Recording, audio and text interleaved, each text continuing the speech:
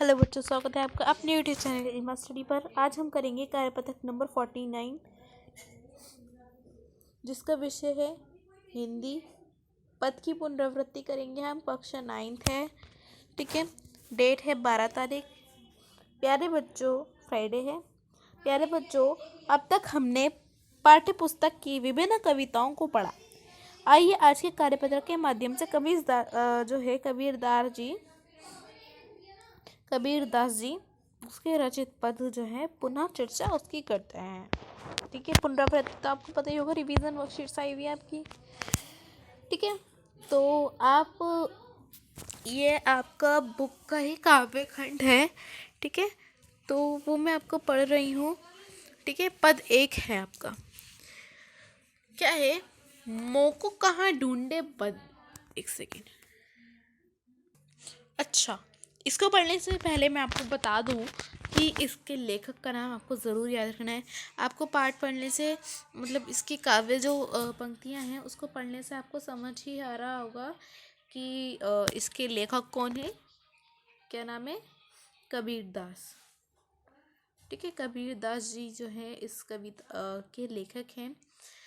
तो इन्होंने एक पोएम लिखी है, इसको हम पढ़ते हैं। काव्य खंड जिसे बोलते हैं।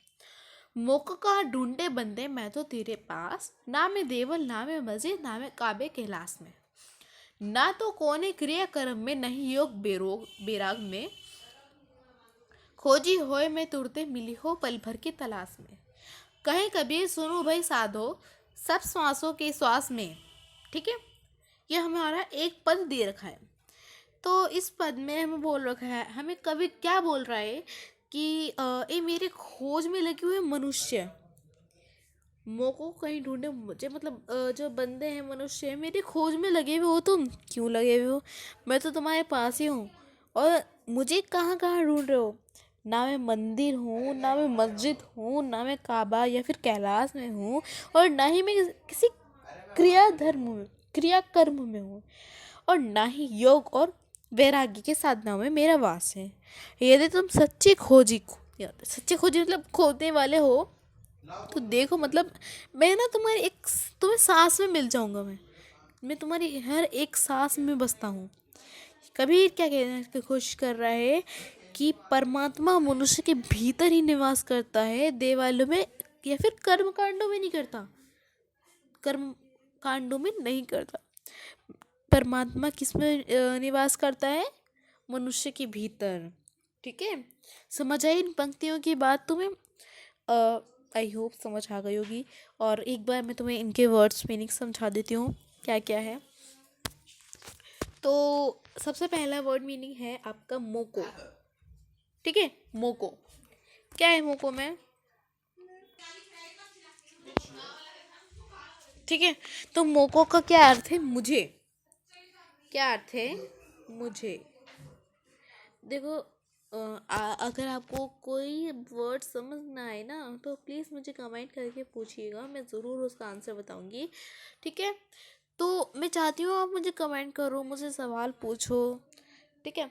अब नेक्स्ट आपका है देवल, कि कहा बूंद बंदे। आपको मेरी बात समझ तो आ गई, ठीक है। देवल ये मैं आपको कुछ डिफ़िकल्ट वर्ड जो है वो आपको बता रही हूँ।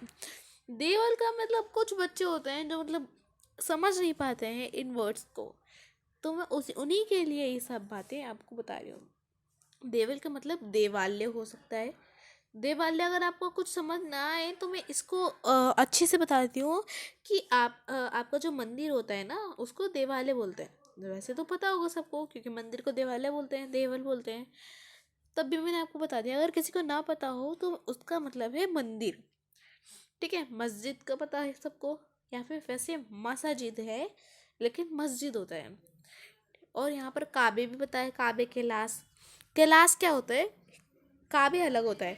काबे मुसलमानों की तीर्थ यात्रा वाला जगह होता है, जहाँ वो जो है अल्लाह की इबादत करते हैं, ठीक है। और एक कैलाश होता है जहाँ हिंदुओं का तीर्थ स्थान होता है, जिसे कहते हैं कैलाश, ठीक है। इसमें मैंने बोल दिया क्योंकि बहुत लंबा था, ठीक है। अब कुछ एक और वर्ड बताती हूँ मैं इसमें, जैसे कि क्रियाक्रम। तो क्रियाकर्म में कर्म कांड आता है। क्रियाकर्म कर्म कांड आता है। तो क्या है आगे, क्या है, योग। अब क्या है योग का बताऊंगी मैं आपको, योग विराग। ठीक है, पहले मैं योग को बता देती हूँ। ठीक है, योग का मतलब क्या होता है, संन्यास। ठीक है, योग का मतलब संन्यास। ठीक है, ठीक है, यहाँ पर मैंने सारे वर्ड जो है बॉक्स में कर दिए हैं, जिसकी वर्ड मीनिंग मैं अभी आपको बताऊंगी। तुरते का मीनिंग क्या होता है? तुरते का मीनिंग होता है तुरंत, मतलब बिल्कुल जस्ट अभी। अब मिली हो मतलब क्या होता है कि मिलूंगा। ठीक है, मैं तुम्हें मिलूंगा, है तो बोलते हैं ना। तो मिली हो का मतलब होता है मिलूंगा। और तलाश तो आपको पता ही होगा, तलाश मतलब खोज। ठीक है, उसके बाद श्वास। श्वास हो मतलब सांस, जो हमें सांस चलाती है। ठीक है, सारे वर्ड मीनिंग कंप्लीट हो गए। सारी इसकी मैंने आपको इसकी व्याख्या मैंने आपको मुंह से बता दी है क्या क्या है। अब क्या है, इससे रिलेटेड कुछ क्वेश्चन आंसर्स हैं। आइए इस पद पर आधारित कुछ प्रश्नों पर चर्चा करते हैं। यहाँ बंदे शब्द का क्या तात्पर्य है? ठीक है, आगे। ठीक है, तो क्या है अब आपका बंद क्या होगा? बंद का अर्थ बंदे होगा? नहीं है, दिस इज रॉन्ग आंसर। कमरा नहीं होगा, कैदी नहीं होगा, तो आंसर आप सॉरी घ पार्ट आपका आंसर हो जाएगा। नेक्स्ट है, मिलियो शब्द के माध्यम से कबीर किसकी मिलने की बात कर रहा है? कबीर की। कबीर किसकी मिलने की बात कर रहा है? खुद कबीर की? नहीं, इस ईश्वरीय अल्लाह की, स्वर्ण की, या फिर खजाने की। इनमें से करेक्ट ऑप्शन आपका ईश्वरीय अल्लाह हो जाएगा। ठीक है, आगे क्या है, मैंने आपका आंसर बता दिया इसका, ईश्वरीय अल्लाह। क्या है, साधु शब्द से क्या तात्पर्य है? कोई कर्मचारी, साधना करने वाला, किसान, उपयुक्त में से कोई नहीं। तो आपको इसका आंसर क्या लगता है? तो आंसर आपका हो जाएगा साधना करने वाला। ठीक है, आंसर आपका खा पार्ट हो जाएगा। पहले मैं आपको बता दूं ऊपर से कौन कौन से पार्ट्स होंगे। सामान्य आदमी, ईश्वरीय अल्लाह, आंसर नंबर सेकंड का ख पार्ट है, और आंसर नंबर थर्ड का भी ख पार्ट है, साधना करने वाला। समझ आ गई अच्छे से बात? क्वेश्चन नंबर 4 क्या है, एक साथ देख लेते हैं, आपको एक साथ बता देती हूँ, फिर बाद में आपको आंसर दिखा दे दूँगी मैं इसको। यहाँ क्रियाकर्म से क्या अभिप्राय है? कबीर के अनुसार पल भर की तलाश में ईश्वर से कैसे मिल सकता है? सब सांसों की सांस में के माध्यम से कबीरदास क्या कहना चाह रहे हैं? या फिर खोजी हो, या फिर नहीं, क्वेश्चन नंबर 7 है आपका, खोजी होए तो तुरते मिलियो में खोजी किसके लिए कहा गया है? आंसर देखते हैं। आंसर नंबर 4 का आपका आंसर, क्वेश्चन नंबर 4 का आपका आंसर ये रहा। यह क्रियाकर्म का अर्थ कर्म कांड आदि है जो हम ईश्वर को प्राप्त प्रसन्न करने के लिए करते हैं, वो क्रियाकर्म कहलाते हैं। क्वेश्चन नंबर 5 भी यहीं पर ही है। कबीर के अनुसार पल भर की तलाश में ईश्वर कैसे मिल सकते हैं?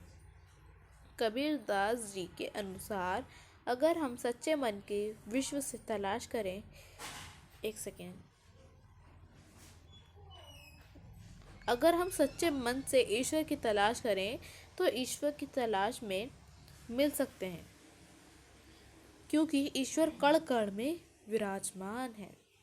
क्यों विराजमान है? क्योंकि हमारी सांसों में, हमने ऊपर पढ़ा था, श्वास श्वास में, ठीक है, सांस सांस में हमारे वो ईश्वर जो है, श्वासों की श्वास में ईश्वर हमारे में बसा हुआ है। नेक्स्ट क्वेश्चन है आपका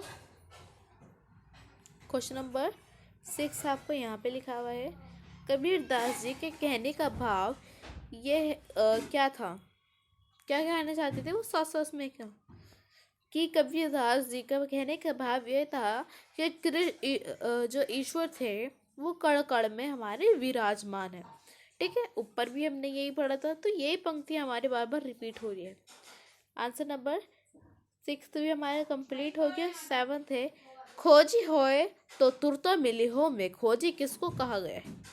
यहाँ पर खोजी भक्त अथवा साधक को कहा गया है। ठीक है, तो गाइज आज की हमारी जो वर्कशीट है, वर्कशीट 49 ख़त्म हो चुकी है। तो अगर आपको वीडियो अच्छी लगी तो लाइक करिए, दोस्तों के साथ शेयर करिए, सब्सक्राइब नहीं कराए तो सब्सक्राइब भी ज़रूर कर दीजिएगा। Thank you for watching video. Next class में मिलते हैं दूसरी वीडियोस के साथ।